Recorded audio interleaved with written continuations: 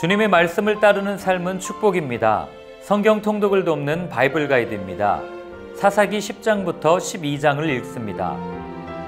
이스라엘의 사사는 대사사와 소사사로 구분됩니다. 직접 전쟁을 치르며 이스라엘을 구원하는 영웅과 같은 사사를 대사사, 재판관의 직무와 율법으로 다스렸던 사사를 소사사라고 부릅니다.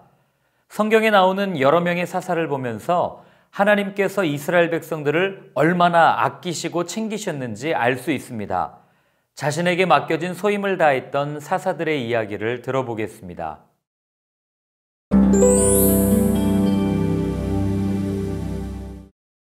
기드온의 아들 아비멜렉 사건 이후 이스라엘의 분위기는 어수선했을 것입니다. 이때 두 명의 사사가 나타나 이스라엘을 다스립니다. 돌라와 야일입니다. 돌라는 이사갈 지파로 23년 동안 이스라엘을 다스립니다. 야일은 길르앗 사람으로 22년 동안 다스렸습니다. 또한 30명의 아들을 두어 어린 나귀 30을 타고 30개의 성읍을 소유했다고 나오는데 이는 야일의 권력이 얼마나 대단했는지를 보여줍니다. 돌라와 야일 두 명의 사사가 활동하던 때는 북으로는 히타이트 제국이 붕괴되고 아수르가 영향력을 키워가던 시기였고 남으로는 무기력했던 애굽의 제19, 20 왕조가 통치하고 있었기 때문에 팔레스타인 지역에 적극적으로 간섭할 수 없었습니다. 더욱이 삼손 때에 이스라엘을 괴롭혔던 소아시아와 애굽에서 이주해온 블레셋 족속이 강성해지고 있었던 시기입니다. 두 사사가 죽자 이스라엘은 다시 하나님을 버리고 강력해 보이는 이방신들을 섬겨 하나님의 진노를 격동시킵니다. 이에 하나님은 18년 동안 암몬 족속에게 그들을 섬기며 믿었던 이방신들에게 이스라엘을 넘기십니다. 얼마나 화가 나셨는지 13절과 14절에 다시는 구원하지 않겠다. 너희 신들에게 구하라고 선언하십니다.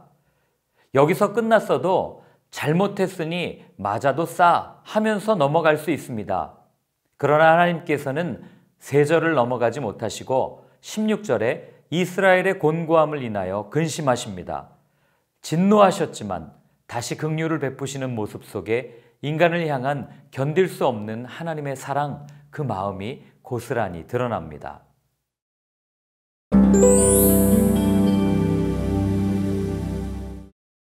기생이 낳아 형제들로부터 멸시천대를 받았던 길르앗 출신의 사사 입다의 이야기가 소개됩니다. 그는 형제들과 동족들로부터 쫓겨난 이후 돕당에 거주합니다. 성경에 쓰여 있지는 않지만 그가 이방인의 땅에 머물면서 삶의 기반을 얻고 쌓기 위해 얼마나 고생했겠습니까? 아무도 의지할 사람이 없는 곳에서 미디안 광야의 모세처럼 하나님만을 의지하는 신앙의 훈련을 받았을 겁니다. 또한 일정한 직업 없이 떠도는 무리들이었던 잡류가 그에게 모여들어 함께 출입했다는 것은 입다를 중심으로 한 세력이 주위의 여러 종족들과 싸웠다는 것을 의미합니다. 이 일이 입다의 고향인 길르앗에까지 소문이 났던 겁니다. 암몬 족속이 길르앗을 공격하자 길르앗의 장로들이 입다를 찾아와 지도자가 되어주기를 간청합니다. 입다는 만일 하나님께서 암몬 자손을 넘겨주시면 나를 지도자로 인정하겠습니까? 라고 묻습니다.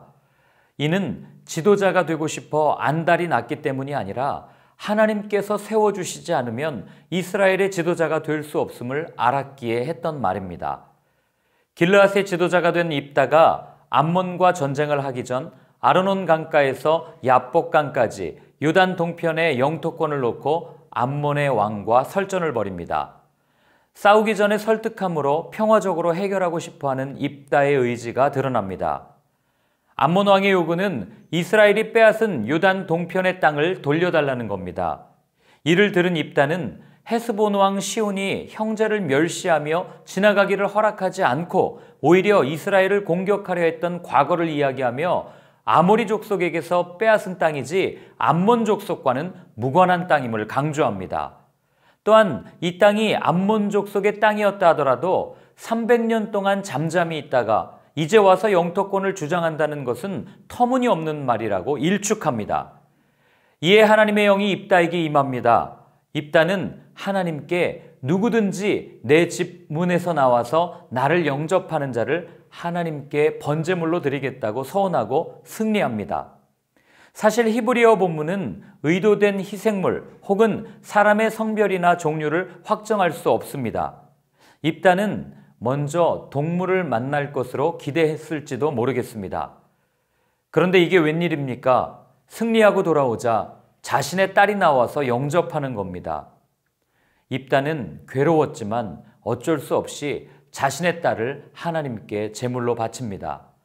하나님이 가증하게 여기는 인신제사까지 가능한 서원을 한 것은 입다의 실수입니다.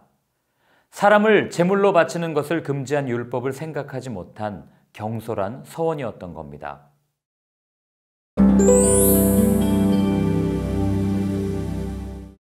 8장에서 기드온에게 시비를 걸었던 에브라임 지파가 이번에는 입다에게 불평을 터뜨립니다.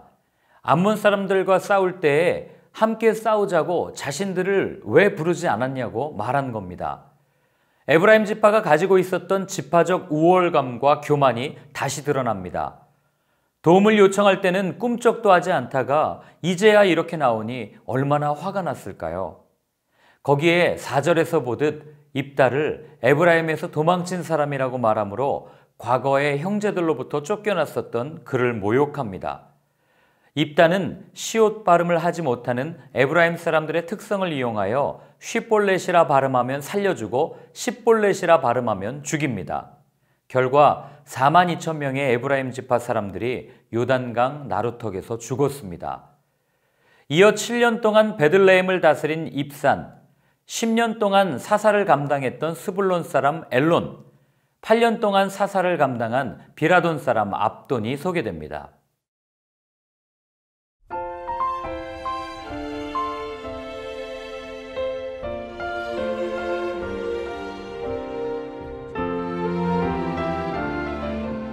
한번 뱉은 말은 주워 담을 수 없습니다.